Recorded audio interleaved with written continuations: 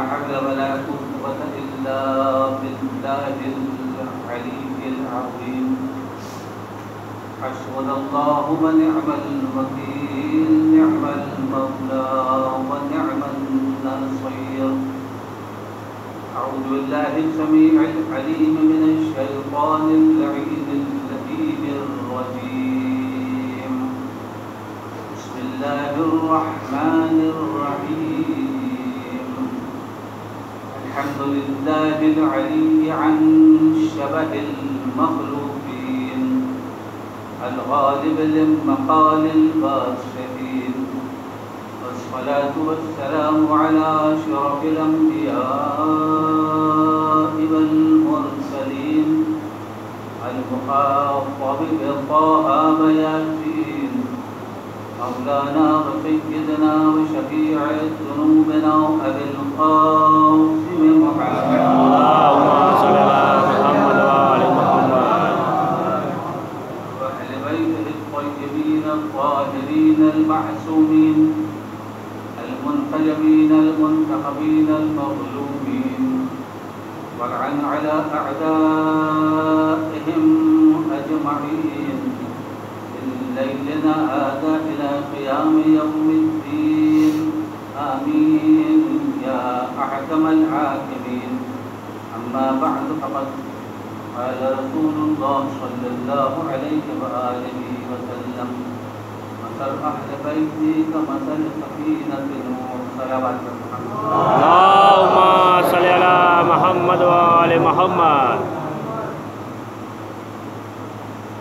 جو حضرات باہر کھڑے ہوں میں ان سے درخواست کر رہا ہوں تو فرش ادا پہ آ جائیں جو بیٹھے ہوئے ہیں معذور ہیں وہ ظاہر ہے کہ قابل گرفت نہیں ہے میں پوری کوشش کروں گا بہت دیر تک آپ کی سماع فراشی نہ کروں مگر اس کے لیے ایک شرط ہے کہ آپ کو ویسے بیٹھنا ہوگا جیسے خندق میں مسلمان بیٹھے تھے گردن ہلی اور چڑیا اڑی تو ایسے بیٹھ جائیے گا تو ظاہر میں کیا بڑے سے بڑا خطیب کی کوشش کرے گا کہ وہ ریکارڈ کرے اور اتر آئے تو حدیث رسول آپ کے سامنے پیش کی ہے کہ ایک ٹکڑا مثل اہل بیت میرے اہل بیت کی مثال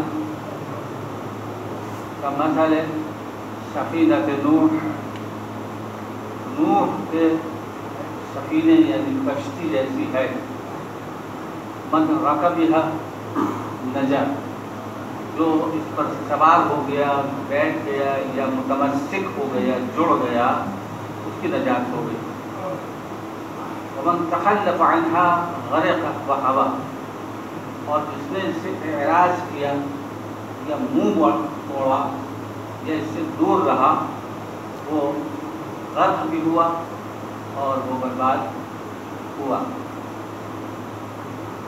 اب اس میں کچھ معروضات ہیں چھوٹے موٹے الفاظ میں آپ کی خدمت میں عرض کروں گا کہ رسول اللہ نے اہل بیت کی جو مثال دی ہے وہ کشتی نوح کی دی ہے لفظ کو ذہن میں رکھیے گا عام کشتی نہیں کہا ہے یعنی اس حدیث میں بوٹ نہیں ہے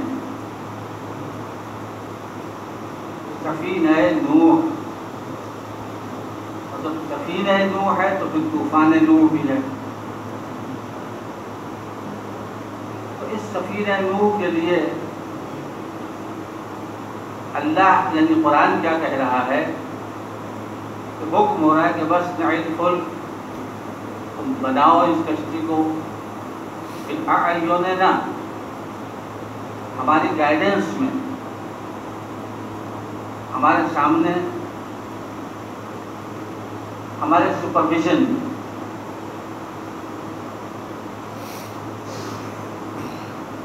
بِوَحْيِنَا اور ہماری وحی کے سائے میں ہماری نگاہوں کے سامنے بناؤ ہماری وحی کے سامنے بناؤ اور कमरों में छुप के न बनाना। ये कश्ती नजात है, इसे बनाओ तो खुले मैदान में बनाओ, ताकि कोई ये ना कह सके कि हमको पता नहीं था या हमने देखा नहीं था। इब्तिदाई में ये बात साबित हो गई कि जब नजात की कश्ती बनती है तो वो सकीफा की कोठरी में नहीं बनती, गदीर के मैदान में बनती है और वही के साये में बनती। वहाँ भी वही है, या अय्युहर रसूल बल्लिग। और इस लफ्ज़ पर एक बात याद आ गई कि हमारे यहाँ एक गलतफहमी है। फलां साहब तबलीगी मजलिस पढ़ते हैं, यानी नमाज रोज़ा, और फलां साहब मौलाई पढ़ते हैं, खैबर खंदक। मैं उनसे सवाल करता हूँ, और इल्मी सवाल है कि गदीर में नमाज और रोज़े की तबलीग हो रही है या विलायत अली की? और लफ्ज़ इस्तेमाल हो रहा है बल्लिग, इसी से बना है तबलीग। तो रसूल को हुक्म हो रहा है कि आप तबलीग कीजिए विलायत अली की, और हमने नाम रख लिया है कि विलायत अली जो है वो तबलीग नहीं है, बल्कि नमाज और रोज़ा ही तबलीग है। कहाँ से कहाँ हम बात को ले गए। जैसे लफ्ज़ मौलाई को हमने बदनाम कर दिया, बड़े मौलाई है वाला साहब, क्या मतलब है? मजलिसें बहुत करते हैं। अच्छा, तो नमाज ही पढ़ते हैं? नहीं, वो नमाज तो नहीं पढ़ पाते। अच्छा, तो रोज़ा? नहीं, वो थोड़ा भूख प्यास से परेशान। तो हज किए होंगे कई? नहीं, हज किए नहीं। तो हमने सिर्फ मस्जिदों में शिरकत करने वाले का नाम रख दिया मौलाई। जिसका मौला की इब्तिदा भी काबे से हो और इंतहा भी मस्जिद पे हो, यानी नमाजी मौलाई नहीं है, वे नमाजी मौलाई। और वो मौलाई कहते हैं, मैं बगैर किसी के नाम लिए कह रहा हूँ, आपके सब इल्म में है। उसमें से माशाल्लाह गंजेड़ी भी हैं, उसमें से जुआ भी खेलने वाले हैं, सड़कों पर लुफड़ती भी करते हैं, गर्ल्स कॉलेजेस के बाहर भी खड़े रहते हैं, मगर मौलाई है। इतना बड़ा लाइसेंस है ये साहब। और जन्नत तो बहरहाल फिर हमारी आपकी तो है ही है, इसलिए कि भाई बहुत किधर फार्मूला है, तो मैं भी अपने को इसी बुनियाद पर जन्नती माने लेता हूँ। काफिर पर जन्नत हराम, शर्त है जन्नत। मुशरिक पर हराम, मुनाफिक पर हराम, क्या ये खाली रहेगी? इसे अल्लाह को ऐसा मजबूर करते हैं हम, तो हम ही जाएंगे फिर। काफिर जा सकता नहीं, शर्तें हैं वहाँ। जैसे वलदुज़्ज़िना नहीं जा सकता, शर्त है जन्नत की कि हलाली हो, उसके अमाल अच्छे होंगे तो उसका अच्छा बदला अल्लाह आराफ में दे देगा, लेकिन वो जन्नत नहीं जा सकता। तो अब अगर इस फार्मूले से बात की जाएगी तो फिर जो चाहे करो भी, ये मस्जिदों की तबलीग की, इन अहकामात बयान करने की, अमली की, मराज कराम की रहमतें बस, कोई ज़रूरत ही नहीं है। किसी की अल्टीमेटली तो हम ही को जाना ही जाना है, न काफिर जाएगा, न मुशरिक जाएगा, न मुनाफिक जाएगा, जन्नत हम ही को जाना है। और अगर थोड़ी बहुत डांट फटकार हो भी गई तो ठीक है। बात लोग इतने हिम्मती हैं कि हमसे खुद उन्होंने कहा, जब हमने उनको बताया कि क़यामत में ऐसा ऐसा होगा, तो आई नहीं फेस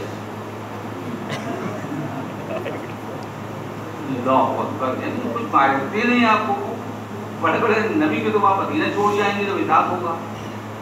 बड़े बड़े मुत्तकी परहेज़गार कांपेंगे, जिनके रुतबे है सेवा, उनको सेवा मुश्किल है। एक आलिम दीन, दो आलिम दीन थे, दोनों में दोस्ती थी और ये तय हो गया तो जो पहले मरेगा वो बताएगा कि क्या सवाल जवाब हुए। तो काफ़ी दिनों के बाद साथ में आए, उन्होंने कहा कि यार तुम वादा करते हो, क्या छोड़िए, आज छूट पाया हूँ। और क्या का मेरे मुंह से एक मरतबा ये निकल गया कि क्या अच्छी हवा चल रही है। जिनके रुतबे हम और आप नहीं, हमारा तो धक्का पासपोर्ट वाले हैं, निकल जाएंगे। तो خدا نے صرف یہ پوچھا کہ ہم نے بری ہوا کب چلائی. تعریف کر کے پھنسے ہوئے ہیں.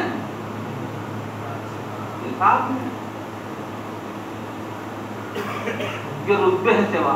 آقائے بروجردی نے اپنا خواب چھپوایا تھا تو انہوں نے خواب میں دیکھا کہ 2 پل بنے ہیں. ایک پل پر امام حسین علیہ السلام تشریف فرما ہے, وہاں لاکھوں میں سے کوئی ایک جہنم جاتا ہے, باقی سب جنت. اور دوسرے پل پر حضرت حجت امام آخر کھڑے ہوئے ہیں.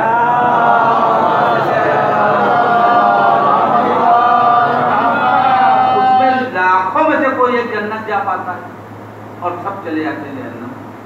تو آقا بروجردی یہ فرماتے ہیں کہ میں نے اسی حالت خاص میں اپنا امامہ اتارا, اپنی رضا اتاری, قبا اتاری, سب لپیٹا, دبایا اور دھیرے دھیرے کھسکنے لگا میں امام حسین والے پل کی طرف.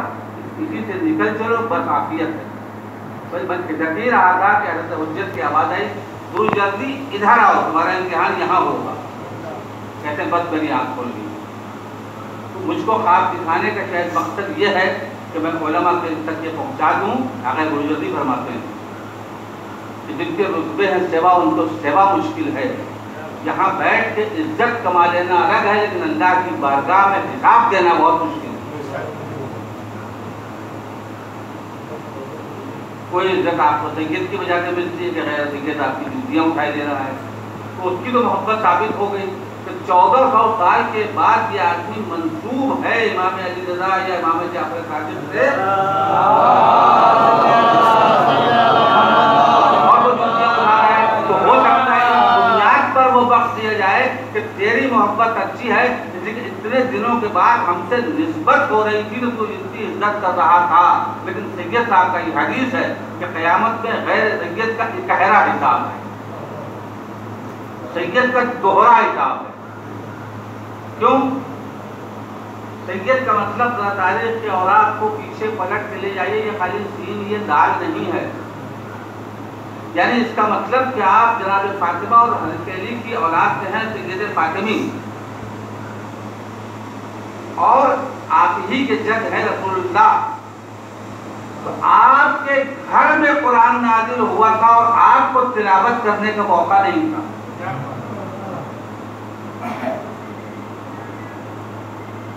ہم گھر کے ہیں, باقی سب محلے کے ہیں. ان کا اکہرا حساب ہے, جتنا کر لیا بہت ہے, اسی کہ تم نے سنا اور مان لیا, اور ہم کو روک لیا جائے گا کہ آپ گھر کے ہیں. اور گھر والوں کے لیے بھی بندہ تنگ ہو جاتا ہے. یہ مثال تو ہمارا بھی کرتے ہیں. میں مثال طور پر یہاں تبلیغ کر رہا ہوں, تو میرے بیٹے کے اوپر بندہ تنگ رکھوں گا. یہ نہیں کہ تم میرے بیٹے کو جو چاہے کرو, زیادہ سختی کرنا پڑے گی. اسی کے لوگ فوراً کہیں گے کہ ابھی تو بڑی اچھی اچھی بات کہتے, اور یہ جو آپ کے صاحبزادے نمازی نہیں پڑھتے, گاڑی نہیں رکھتے, مسجدیں نہیں آتے, پکاؤ تکڑ ہو جائے گی. اردو والا ان باتوں کو ہم کو سمجھ کے چلنا ہے کہ غیر جو ہے ان کا حساب اکہرا ہے اور سادات کا دوہرا ہے, اور علماء کا اور زیادہ ہے. اس لیے کہ جن کے رتبے ہیں سیوا, ان کو سیوا مشکل ہے. ذرا پڑھے محمد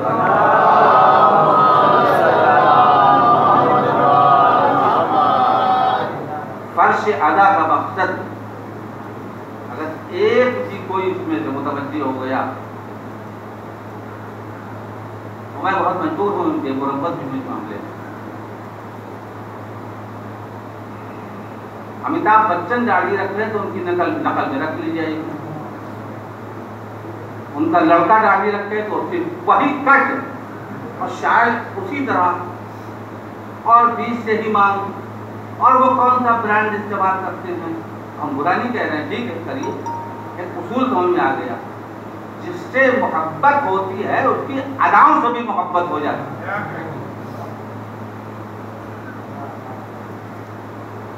اس کی ہر بات پسند آ جاتی ہے.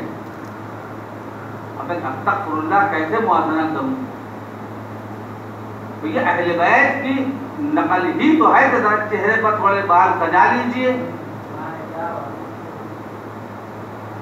کہ فرعونیوں نے سب سے پہلے کلین شیو کیا تھا,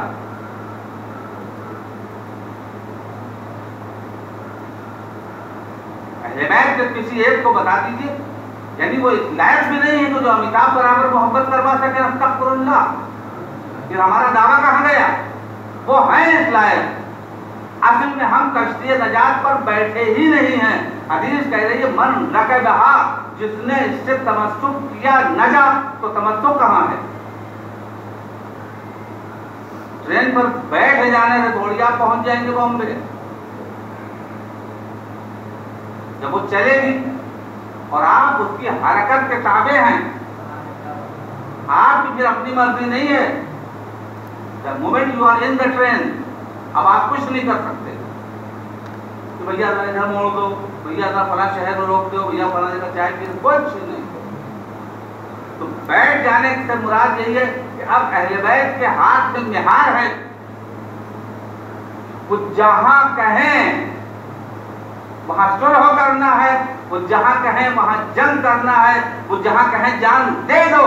اگر کوئی تأمل اور تکلف نہ ہو تو اس کا مطلب کہ ہم نے ان کو مانا، کیا مانا؟ مولا مانا، اور اپنے کو غلام مانا۔ اور ذرا سی بھی اپنی قابلیت، میں مثال دوں تو بات واضح ہو جائے۔ اس وقت انشاءاللہ اگر ابھی امام عصر تشریف لے آئیں،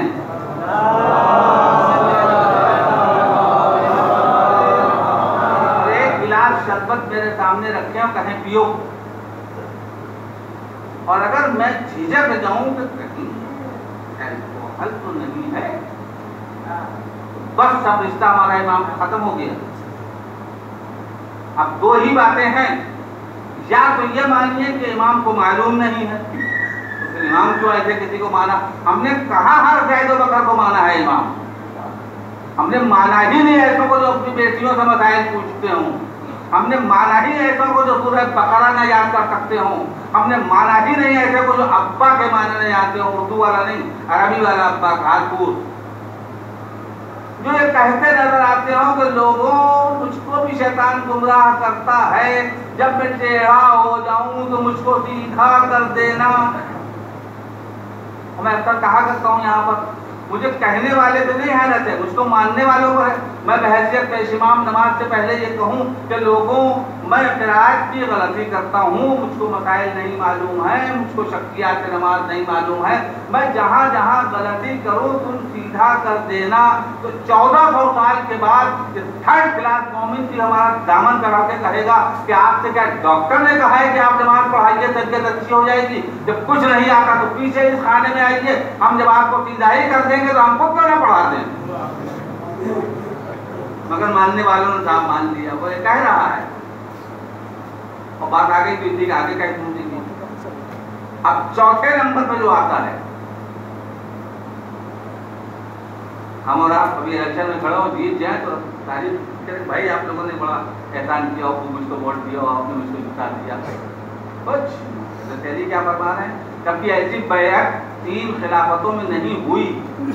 ایک کوٹری میں 6 آدمیوں کی بیعت کرنے کو بیعت تھوڑی کہتے ہیں، اس کو لوگوں نے اجماع کہہ دیا، ہمارے بھی نہیں معلوم اجماع۔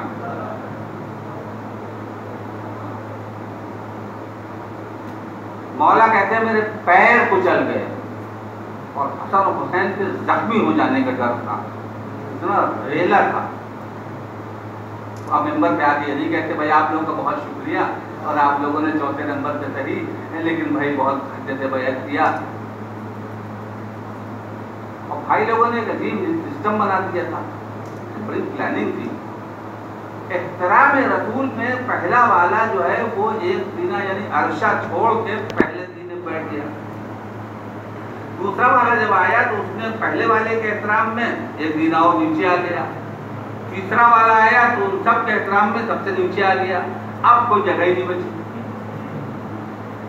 بہت پیاری بات کری ہے ابن حضر نحوی علی اللہ مقامہ نے، اپنی زبان میں کیا خوبصورت اور ریفائن سبردہ پڑھتے تھے۔ کہہ لیا اب جب مولا کے کوئی جگہ نہیں بچی تو آپ نے پہلے کو روندا، دوسرے کو پیسا، تیسرے کو کچلا، لینے اور عرصے پہ آ کے بیٹھے، اور عجیب جملہ ہے، اب کسی کی تعریف نہیں، الحمدللہ علی احسانہ، یعنی اس موقع پر اگر کوئی لائق حمد ہے تو خدا ہے، اس کا احسان ہے. کیوں احسان ہے؟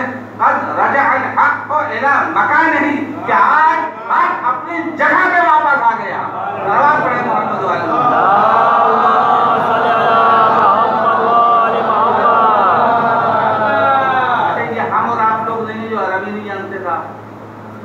کہہ دیا. جب ترجمہ بیان کیا تو ہمیں آیا صاحبان عربیت جن کی مادری زبان عربی ہے ان کے سامنے کہہ رہے ہیں. کوئی ایک جھوٹی روایت نہ ملی کہ کوئی ایک شخص کھڑے ہو کے اعتراض کرتا کہ مولا کیا اب تک یہ 25 سال کا ہاں ایک جملے میں بیک جنبش قلم آپ نے ساری خلافتوں کو نل وائٹ کر دیا. کسی کا اعتراض نہ کرنا. اب میں اپنے علاوات کی دیسی زبان میں ایک لفظ استعمال کرنے جا رہا ہوں. اس کا مطلب کہ تینوں خلافتوں کو کوئی دل سے نہیں مانتا تھا، اردب میں تھے تو مان رہے تھے. اس لیے علی کے یہ کہنے پر کسی نے اعتراض نہیں کیا کہ بے شک آج حق آ گیا، اب تک حق نہیں تھا. دربار پڑھے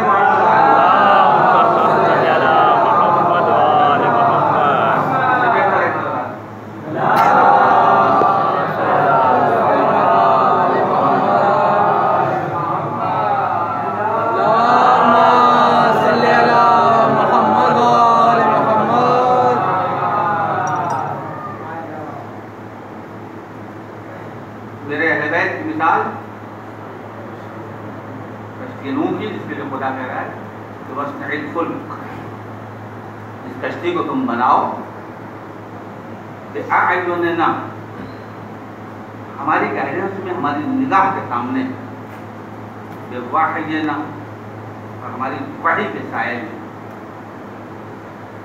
قرآن کی تاریخوں میں لکھا ہوا ہے ایک کھیل بھی جناب نوح اپنی مرضی سے نہ لاؤ سکے. کشتی تو بہت بڑی بات ہے.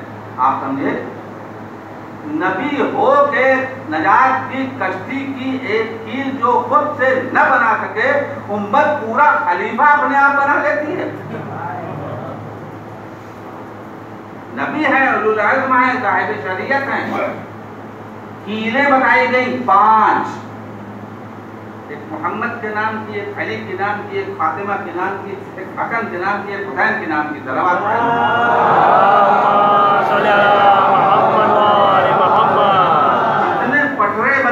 اتنے پٹرے بنائے لگائے اور یہ میدان میں بند تھی اور لوگ گزر رہے ہیں. اب قریب میں کہیں کوئی نہ سمندر ہے نہ کوئی ندی ہے اور لوگ مذاق اڑا رہے ہیں. نوح تو گئے، ان کو دیکھیے آپ ریگستان میں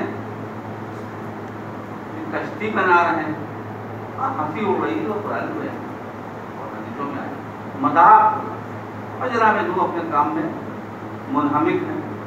چنانچہ وہ وقت آ گیا کہ پہلی ہوئی کہ فلاں فلاں دن عذاب آئے گا اور تم اپنی کشتی میں جانوروں کے ساتھ جتنے جوڑے ہیں وہ رکھ لے لو اور جتنے تمہارے ماننے اور چاہنے والے ہیں ان کو لے لو. جن کو آنا تھا وہ آئے، جن کو نہیں آنا تھا وہ نہیں آئے. ان میں سے ان کی بیوی بھی ہے جو نہیں آئی. اور 100 گارڈسن جو حقیقتاً جناب نوح کا بیٹا نہیں ہے، جو مادر جلو ہے، یعنی ان کی بیوی کے ساتھ پہلے جوہر کے عقد سے تھا. اور ابن اس کو بھی کہا جاتا ہے جس کو آپ نے پال دیا، اور بنت بھی کہا جاتا ہے اس کو جس کو آپ نے پال دیا. یہ جو روایت ہے رسول اللہ کی 4 بیٹیاں ہیں، ان میں سے 3 وہ ہیں جو ربیبہ اصلی نہیں ہیں، پالی ہوئی ہیں. اصل میں جناب فاطمہ ہی ہیں. اور اگر کوئی تھی تو فدق کے وقت کیوں نہیں آئی اپنا حق لینے؟ اچھا تو مباہلے میں آ جاتی. آپشن تو اوپن تھا، نساءنا، اپنی عورتوں کو لاؤ. تو نہ کوئی بیٹی آ رہی ہے نہ کوئی بیوی آ رہی ہے. اس کا مطلب کہ یہاں پر صداقت کا امتحان ہے. جہاں جھوٹ کا ذرا سا بھی شائبہ ہوگا وہ نہیں آ سکتا. اب یہ مت کہنا کہ فلاں صاحب صدیقہ ہیں. اگر صدیقہ ہے تو مباہلے میں ان کو آنا چاہیے تھا. مباہلے میں نہ آنا جبکہ آپشن اوپن تھا، یہ بات کی علامت ہے کہ نگاہ قدرت میں صدیقہ نہیں ہے. اور اگر ہے بھی تو ویسی نہیں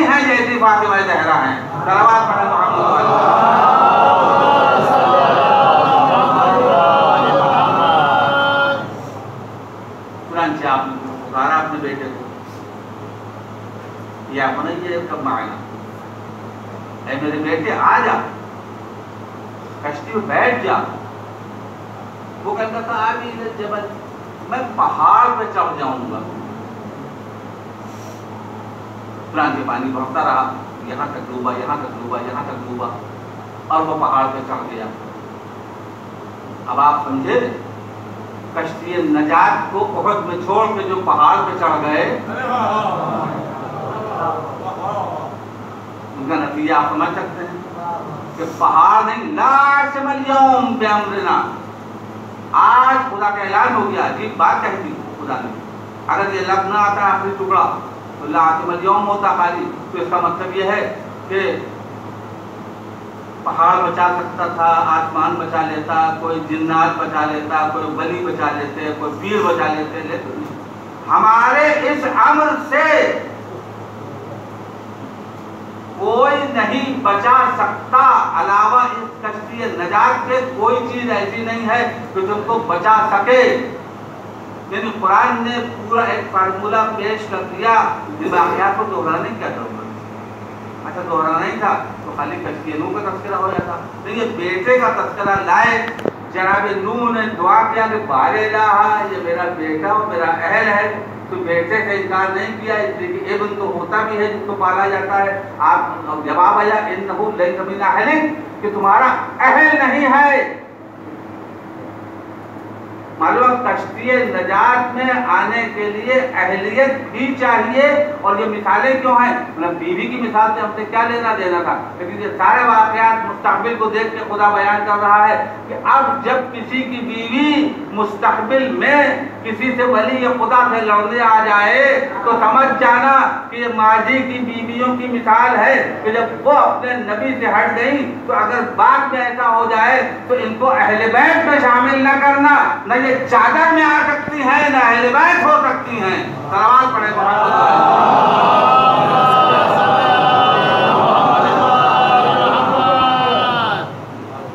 چنانچہ کشتی بنتی رہی، لوگوں کو نہ بیٹھنا تھا نہ بیٹھے، جن کو ڈوبنا تھا وہ ڈوب گئے۔ بس میں آپ کی رحمت کو تمام کروں گا، بہت لمبی موقع نہیں ہے تو رنجمن کے ساتھ ماتم بھی ہے۔ یہ کشتی نجات پر تھوڑا سا اصلاحی پہلو ہے جو آپ کی خدمت میں عرض کر دوں کہ ہم کو بھی پوری کوشش یہ کرنا چاہیے کہ ہم کشتی نجات میں پہلی بار کچھ سوار ہوں۔ کیونکہ جو اپنے کو ہم شیعہ کہہ رہے ہیں یہ بھی سن لیجیے تب بات ہے، ہمیں تو کوئی شیعہ ہی نہیں، میرے پاس دلیل ہے، میں ایسے نہیں ہانک رہا ہوں۔ امام رضا علیہ السلام کے بعد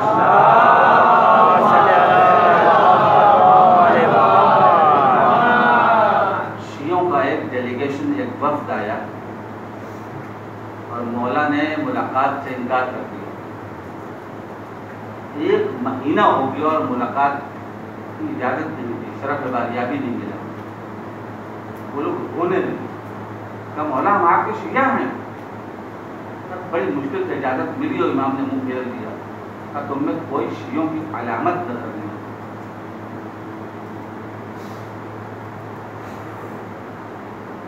مولا ہم آپ کے چاہنے والے ہیں، آپ کیوں ایسا دعویٰ کرتے ہو؟ ایسے شیعہ ہو جیسے ابراہیم شیعہ تھے، جو ہم حکم دیں اس کو مان لو گے۔ آگے بالکل کہا مولا پھر ہم کیا کہا کریں؟ کہا محب کہا کرو۔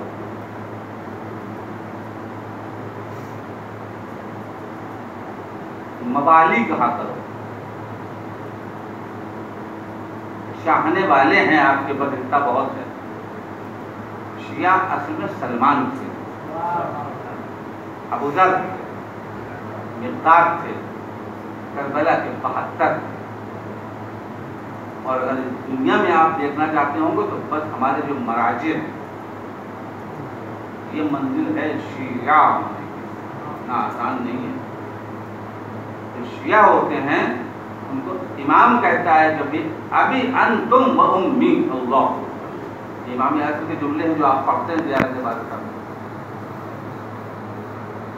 امام اعظم خود امام، ان کے والد امام، تو آپ کیا کہہ رہے ہیں؟ کہ ابھی انت و امی، میرے ماں باپ اے شہدائے کربلا، آپ پر سے نثار اور شہدائے کربلا میں جون ہیں.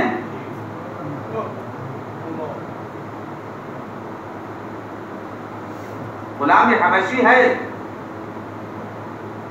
صرف 18 بنی ہاشم ہیں، 54 غیر سید ہیں. کوئی غیر سید اپنا دل چھوٹا نہ کرے. ان اکرمکم عند اللہ اتقاکم، جو معیار ہے اللہ کے نزدیک وہ تقویٰ ہے. جناب سلمان سید نہیں ہیں، ہم ذات کے اعتبار سے ان سے افضل ہیں، عمل کے اعتبار سے ان کی جوتیوں کے خواب بھی نہیں. نہ مقداد سید ہیں نہ عمار سید ہیں. تو جناب سلمان تو عرب بھی نہیں ہیں، فارس ایران کے رہنے والے، اور عمل سے اس منزل پہ آئے کہ بس ایمان میں اب کوئی 11واں درجہ نہ بن پایا، 10ویں درجے پر ہیں. اور رسول فرماتے سلمان منا اہل البیت، سلمان میرے اہل بیت میں سے ہیں. چھٹے امام فرماتے ہیں کہ اکثر خدا سلمان کو سلام کہلواتا تھا. علم منطق و فائر جانتے تھے، یعنی جانوروں کی بولیاں. اور ایمان کا آپ درجہ دیکھ رہے ہیں کیا ہے. ایک حدیث ہے ابو ذر 9ویں درجے پر ہیں، سلمان 10ویں درجے پر ہیں، مقداد 8ویں پر ہیں. حدیث یہ ہے حضرت علی کے بارے میں سلمان کا کیا عقیدہ ہے، اگر وہ ظاہر کر دیں تو ابو ذر سلمان کو قتل کر دیں گے، جھیل نہیں پائیں گے اس ایمان کو. یعنی وہ کیا سمجھتے ہیں علی کو. اسی لیے ہم ذاکرین کے لیے اور جو علماء ہیں ان کے لیے بھی منع ہے کہ وہ فضائل مت پڑھ دینا علی کے کہ جس کو سن کے لوگ گمراہ ہو جائیں اور پھر خدا کا انکار کرتے ہیں. یہ پورے فضائل کہاں پڑھے جاتے ہیں آپ کے سامنے. یہ مظاہرے بلا وجہ خدا نہیں کہہ رہا. بیان کا سنا ہوا واقعہ صرف دلیل پیش کر رہا ہوں. ایک عورت کو پھانسا گیا، یہ روز نئے نئے دعوے کرتے ہیں تو تم کو ہم کچھ پیسے دیں گے. تو پھر زندہ لڑکے کو بشکل مردہ تابوت پہ لٹا کے ان کے سامنے لے کے جانا ہے اور نماز میت پڑھوانا ہے. لوگ لے کے آئے، کہا علی نماز میت پڑھ دیجیے. مولانا نے 3 مرتبہ